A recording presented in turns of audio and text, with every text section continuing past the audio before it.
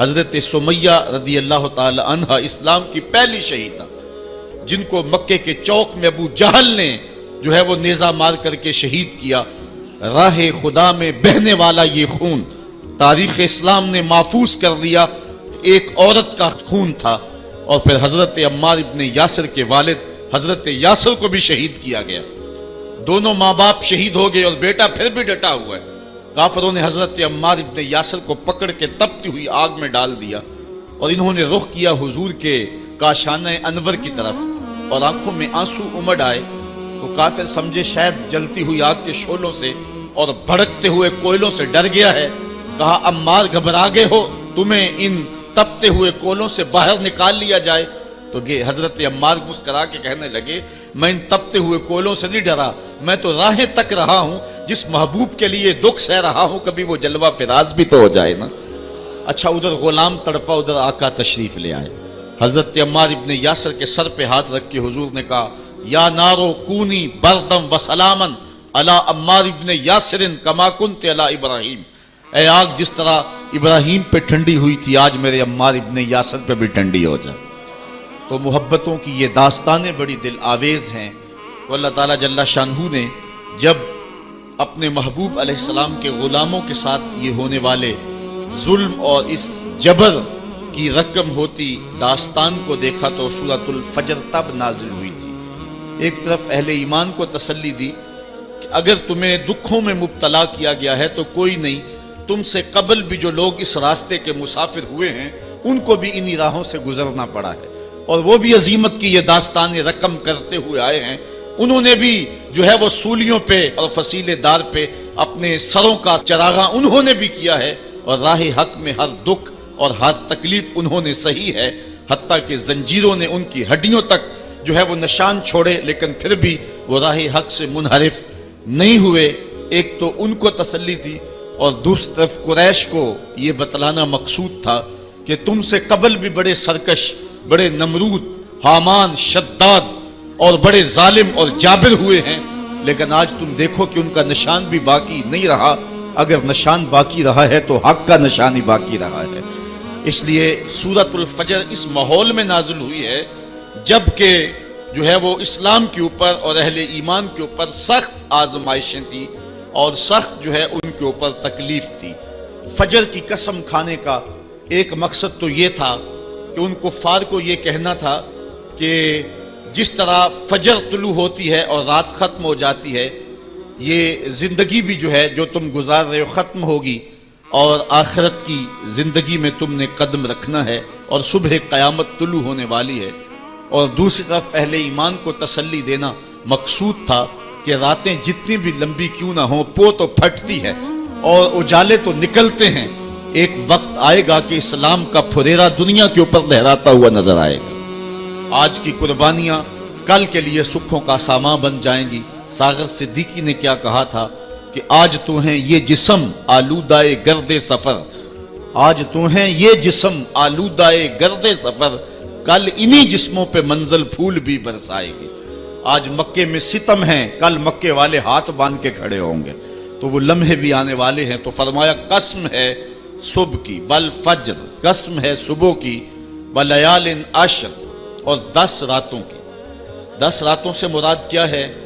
یہ ذوالحج کی 10 راتیں ہیں، جو سال کی جو ہے وہ تمام راتوں سے یہ عشرہ جو ہے وہ افضل ترین عشرہ ہے۔ دوسرا قول ہے کہ یہ رمضان کے آخری عشرے کی راتیں ہیں۔ تیسرا قول یہ ہے کہ یہ محرم کی پہلی 10 راتیں۔ یہ 3 اقوال مفسرین نے بیان کیے ہیں۔ والشفع والوتر، اور قسم ہے جفت کی اور قسم ہے طاق کی۔ مفسرین نے اس پر تقریباً 36 اقوال پیش کیے ہیں، لیکن سب سے بہترین قول یہ ہے کہ جفت سے مراد مخلوق ہے اور طاق سے مراد رب تعالیٰ کی ذات ہے۔ خالق کی قسم اور مخلوق کی قسم۔ واللیل اذا یسر، اور رات کی قسم جب وہ پیٹھ پھیر کے چل دے۔ یہ قسمیں 5 فرمائیں، اور اس کے بعد فرمایا حل فی ذالک قسم الذی حجر، کیوں اس میں عقل مند کے لیے قسم ہوئی؟ یعنی یہ 5 چیزیں عقل مند کے لیے بطور قسم کافی ہیں، اور جو عاقل نہیں ہے اس کے لیے سارے زمانے کی بھی قسم اٹھا لی جائے تو اس کے لیے وہ بھی ناکافی ہے۔ تو قسم جو ہے وہ عقل مند کے لیے پھول کی پتی سے کٹ سکتا ہے ہیرے کا جگر، مرد ناداں پہ کلام نرم و نازک بے اثر۔ ہمارے استاد کہا کرتے تھے کہ اس کو عام لوگ پڑھتے ہیں کہ پھول کی پتی سے کٹ سکتا ہے ہیرے کا جگر، تو کہتے ہیں نہیں کاٹا جا سکتا ہیرے کا جگر پھول کی پتی سے۔ یہ استفہام انکاری ہے، پھول کی پتی سے کٹ سکتا ہے ہیرے کا جگر، یعنی یہ ممکن ہے کہ ہیرے کے کلیجے کو پھول کی نرم نازک پتی سے کاٹ لیا جائے؟ تو جس طرح پھول کی پتی سے ہیرے کا کلیجہ نہیں کاٹا جا سکتا، اس طرح کلام نرم و نازک جو ہے وہ کسی ناداں شخص پہ اثر نہیں کر سکتا۔ تو اللہ تعالیٰ فرماتا ہے کہ یہ جو قسمیں ہیں یہ عقل مند لوگوں کے لیے جو ہیں وہ نافع ہیں، اور جو بے وقوف ہیں، جو حماقت کے مارے ہوئے ہیں، ان کے لیے اس میں کوئی فائدہ نہیں۔ اسی لیے کہا گیا یُضِلُّ بِهِ کثیرا وَیَہْدِی بِهِ کثیرا۔ قرآن سے بہت سارے لوگ ہدایت پا جاتے ہیں اور بہت سارے لوگ قرآن سے گمراہ بھی ہو جاتے ہیں۔ اصل قصور ان کی اپنی عقول کا ہے اور اپنی بنجر زمین کا ہے۔ 12 کے در تبش خلاف نیست، در باغ لالا رویت و در بوم خار و خس۔ یہ بارش برس رہی ہے، سعدی کہتے ہیں کہ تباہ میں مخالفت نہیں رکھتی، لیکن یہی بارش جب گندگی کے ڈھیر پہ ہوتی ہے تو بدبو پھیلتی ہے، تعفن پھیلتا ہے، اور یہی بارش جب باغ میں ہوتی ہے تو باغ کے اندر پھول کھلتے ہیں، گل لالا مہکتا ہے، یاسین اور نسترن کی بہار آ جاتی ہے۔ تو بارش وہی ہے، کہیں گندگی اور بدبو پھیل رہی ہے اور کہیں پھول چٹک رہے ہیں اور کلیاں مہک رہی ہیں۔ قرآن تو اجالا دیتا ہے اور قرآن کی قسمیں من میں یقین اگاتی ہیں، لیکن کچھ لوگ گمراہ ہو جاتے ہیں اور اسی قرآن کو پڑھ کے کچھ لوگ ہدایت کے اجالے پا جاتے ہیں۔ تو کہا کہ یہ جو 5 قسمیں ہیں یہ عاقل لوگوں کے لیے اس میں ہی ہدایت ہے اور اس میں ہی ان کے لیے بہت کچھ ہے۔ جس طرح فجر کے بعد حشرات الارض بلوں سے باہر نکلتے ہیں اور سوئے ہوئے انسان پھر دوبارہ جاگ پڑتے ہیں، زندگی میں ایک دم پھر ایک لرزش پیدا ہوتی ہے اور حیات نو کے آثار پیدا ہوتے ہیں، اس طرح مرنے کے بعد پھر لوگ دوبارہ اٹھائے جائیں گے۔ کافر کہتے تھے کہ ہم یہ بات نہیں تسلیم کرتے کہ بندہ مرنے کے بعد اٹھایا جائے گا۔ سورہ یاسین اٹھائیے، وہ کہتے ہیں کہ جب ہماری ہڈیاں ہو جائیں گی اور ہڈیاں زمین کے اندر گل سڑ کے مل جائیں گی تو پھر ان مردہ ہڈیوں کو کون اٹھائے گا؟ یہ نظر بن حارث نامی ایک شخص تھا جو قبرستان سے کوئی بوسیدہ ہڈی اٹھا لایا اور حضور کے سامنے اس ہڈی کو توڑتا ہے اور اس کے ذرے زمین پہ گرتے ہیں، کہتا ہے کہ ان ہڈیوں کو اٹھایا جائے گا جبکہ یہ بالکل جو ہے وہ ریزہ ریزہ ہو گئی۔ اللہ تعالیٰ قرآن مجید میں فرمایا کہ یہ کہتے ہیں کہ ان ہڈیوں کو کون دوبارہ زندہ کرے گا؟ تو اللہ تعالیٰ نے قرآن مجید کے اندر جو جواب دیا وہ بڑا خوبصورت ہے۔ یہ کہتے ہیں ان مردہ ہڈیوں کو کون دوبارہ زندگی دے گا؟ تو اللہ تعالیٰ نے جواب دیا کہ جب یہ ہڈیاں بھی نہیں تھی، جس رب نے اس وقت ہڈیوں کو بھی پیدا کر لیا تو ان کو جوڑنا اس کے لیے کون سا مشکل ہے؟ اللہ، وہی رب جس نے ان ہڈیوں کو تخلیق کیا، نئے سرے سے ان کو پیدا کیا، تو اب ان کو جوڑ کر کے انسان کی شکل میں کھڑا کرنا اس کے لیے کوئی مشکل نہیں۔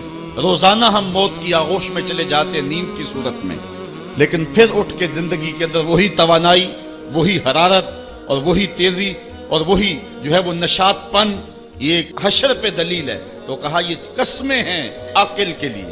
ہم گروہوں میں بٹ گئے، ہم فرقوں میں بٹ گئے، چھوڑ کے آپ کا دامن رحمت آقا ہم سے بھول ہوئی، کھو دی اپنی قدر و قیمت آقا ہم سے بھول ہوئی، دیکھ ہماری آنکھ مچولی اپنے سینے اپنی گولی، بھول گئے ہم درس اخوت آقا ہم سے بھول ہوئی، بن گئے سیموں زر کے بندے تن کے اجلے من کے گندے، لٹ گئی ہم سے فقر کی دولت آقا ہم سے بھول ہوئی، دنیا کے ٹھکرائے ہوئے ہیں تیرے در پہ آئے ہوئے ہیں، کھول دے اپنا باب رحمت آقا ہم سے بھول ہوئی۔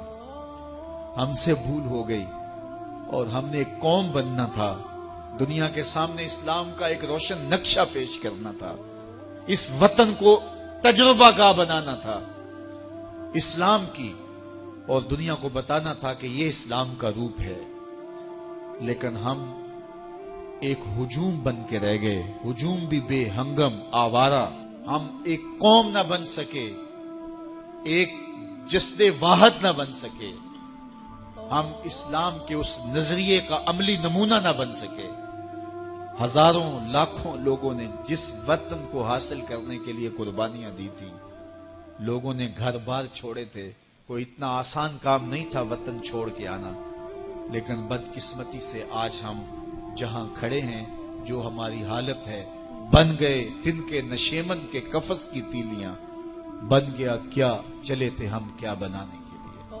23 مارچ تجدید عہد کا دن ہے، آج ہم عہد کریں کہ ہم نئے آہنگ سے، نئے ارادے سے، نئے بانک پن سے قوم سازی کا عمل کریں گے، اور اپنے وجود کو قوم کے وجود میں گم کر کے رسول کریم صلی اللہ علیہ وآلہ وسلم کی امت کا ایک فرد بن کے جئیں گے۔ آپ سوچ رہے ہوں گے کہ میں تنہا بیٹھ کے ان چند ہزار لوگوں کے اندر یہ بات اگر کروں تو اس سے کیا فرق پڑتا ہے، حالات تو دیگرگوں ہے، لیکن مجھے صرف اپنے حصے کا کام کرنا ہے، اور میری ذمہ داری اتنی ہی ہے۔ اس جگنوں کی طرح جو اندھیرا چھا جائے تو اپنی پیٹھ پہ لالٹین باندھ کے اندھیرے مٹانے کے لیے چل نکلتا ہے، اسے بھی پتا ہوتا ہے یہ ساری ظلمتیں مٹا دینا میرے بس کا روگ نہیں، لیکن وہ اپنے حصے کا چراغاں ضرور کرتا ہے اور اپنے کام میں کوتاہی نہیں کرتا۔ اس لیے مجھے اور آپ کو اپنے حصے کا کام ضرور کرنا ہے، اور اس وطن کو جن مقاصد کے لیے حاصل کیا تھا ان مقاصد کو حاصل کرنے کے لیے قوم سازی کے عمل کی طرف ہم نے بڑھنا ہے۔ حضور ایک شخص کو واعظ فرماتے ہوئے ارشاد کیا، 5 چیزوں کو 5 چیزوں سے پہلے غنیمت سمجھ لو۔ پہلی چیز، شبابہ کا قبل حرمک، اپنی جوانی کو بڑھاپے سے قبل غنیمت سمجھ لو۔ آج جوانی ہے، اعضاء میں زور ہے، آج عبادت ریاضت کرنا چاہو، کسی دکھی کی مدد کرنا چاہو، کسی کے کام آنا چاہو، روزے رکھنا چاہو، نوافل کی ادائیگی کرو، جو بھی عمل خیر کرنا چاہو، تمہارے قوا تمہارا ساتھ دیں گے، لیکن بڑھاپے میں چاہنے کے باوجود بھی کچھ نہیں ہوگا۔ گئی جوانی آیا بڑھاپا تے جاگ پیاں سب پیڑا، ہن کھایاں کچھ کم نہ آون، سونف جوین ہریڑا۔ میاں صاحب فرماتے اب کوئی کام نہیں آتا، اب اعضاء ہی لٹک گئے، مدمحل ہو گئے اعضاء۔ تو آج موقع ہے، جوانی کے لمحات ہیں، ان جوانی کو راہ خدا پہ ڈال دو، اور جوانی میں توبہ اللہ کو بڑی محبوب ہے۔ ایک روایت میں آتا ہے جب جوان توبہ کرتا ہے خوشی سے اللہ کا عرش جھوم اٹھتا ہے، عرش الہی جھوم اٹھتا ہے جوان کی توبہ سے۔ فرمایا میں اللہ کا حبیب ہوں، اور پھر فرمایا جو جوان جوانی میں توبہ کرے وہ بھی اللہ کا حبیب ہے۔ کتنی بڑی بات ہے۔ تو جوانی یاد الہی میں گزرے، ذکر الہی میں گزرے، تو فرمایا جوانی کو بڑھاپے سے قبل غنیمت سمجھ لو۔ پھر فرمایا صحت کا قبل سقمک، اپنی صحت کو بیماری سے قبل غنیمت سمجھ لو۔ صحت کے لمحات میسر ہیں، بیماری آتے دیر نہیں لگتی، تو صحت کو غنیمت سمجھتے ہوئے بھرپور فائدہ حاصل کرو، اور کوشش کرو، محنت کرو راہ خدا میں آگے بڑھنے کی۔ وغنا کا قبل فقرک، تیسری بات ارشاد فرمائی، اپنے غنا کے دور کو، مال و دولت کی فراوانی کے زمانے کو غنیمت سمجھو فقر سے قبل۔ کہتے ہیں غربت آتے ہوئے دیر نہیں لگتی، اوپر جاتے ہوئے وقت لگتا ہے، اوپر سے نیچے آتے ہوئے وقت نہیں لگتا۔ تو فرمایا کہ دولت تمہیں میسر ہے تو اس دولت کو کام میں لاؤ، دولت کو سنبھال کے نہ رکھو، یہیں رہ جائے گی۔ ایک کفن ایسا لباس ہے جس کو کوئی جیب نہیں ہے، یہاں سے کچھ کسی نے لے کر نہیں جانا، اور نہ آج تک کوئی لے کے گیا ہے۔ سکندر ذوالقرنین جس نے پوری دنیا پہ حکومت کی، مرتے ہوئے وصیت کی کہ میرے ہاتھ کفن سے باہر رکھے جائیں تاکہ لوگوں کو پتہ چلے خالی ہاتھ جا رہا ہوں۔ سکندر گیا جب دنیا سے تو دونوں ہاتھ خالی تھے۔ تو اصل وہ ہے جو ہم ساتھ لے کے جائیں گے۔ میرے حضور نے فرمایا، ابن آدم کہتا ہے مالی مالی مالی، میرا مال میرا مال۔ فرمایا اس کا مال وہ ہے جو اس نے کھایا یا پہنا اور پرانا کر دیا یا اس نے آگے بھیج دیا۔ فرمایا باقی اس کا نہیں ہے، یہ اس کے وارثوں کا ہے۔ وہ کفن بھی میلا نہیں ہونے دیں گے کہ بانٹ لیں گے۔ تو فرمایا غنا کے زمانے کو غنیمت سمجھو فقر سے قبل۔ چوتھی بات ارشاد فرمائی فراغت کے لمحوں کو مصروفیت کے وقت سے قبل غنیمت سمجھو۔ آج فراغت ہے، بہت کچھ کر سکتے ہو، گزرتے لمحات کے ساتھ ساتھ کندھوں پر ذمہ داریوں کے بوجھ بڑھتے چلے جائیں گے، پھر کرنا بھی چاہو گے فرصت نہیں ملے گی، تو فرصت کی گھڑیوں کو غنیمت جانو۔ پانچویں چیز ارشاد فرمائی وَحَيَاتَكَ قَبْلَ مَوْتِكَ، اور اپنی زندگی کو موت سے قبل غنیمت سمجھو۔ آج زندگی ہے، چلو بیماری سہی، اعضاء مدمحل سہی، فراغت نامیسر سہی، دولت نہیں سہی، کوئی بات نہیں ہے، اس کے حضور آنسو تو بہہ سکتے ہیں، اپنے گناہوں کی معافی تو مانگی جا سکتی ہے، جس طرح بھی بیٹھ کر کے لیٹ کر کے اس کے حضور عبادت کا رنگ تو اختیار کیا جا سکتا ہے۔ وضو نہیں ہو پاتا، اعضاء ساتھ نہیں دیتے، تیمم تو ہو سکتا ہے، لیکن ایک وقت آئے گا یہ سہولت بھی چھن جائے گی، یہ فرصت بھی باقی نہیں رہے گی۔ بندہ حشر کے دن جب پھنسے گا تو پھر کہے گا مالک ایک مہلت دے دے، دوبارہ دنیا پہ جاؤں، سجدے سے سر نہیں اٹھاؤں گا، تو حکم ہوگا نہیں، وہ وقت بیت گیا، تجھے فرصت ملی، وقت ملا، جوانی ملی، ڈوبتے سورج نے تمہیں روز پیغام دیا، اٹھتے جنازوں نے تمہیں روز پیغام دیا، لیکن تم نے عبرت حاصل نہیں کی۔ اب تمہارے لیے پلٹ کے جانا نہیں ہے، اب تم یہی رہنا ہوگا اور اپنے گناہوں کی سزا گوارا کرنی ہوگی۔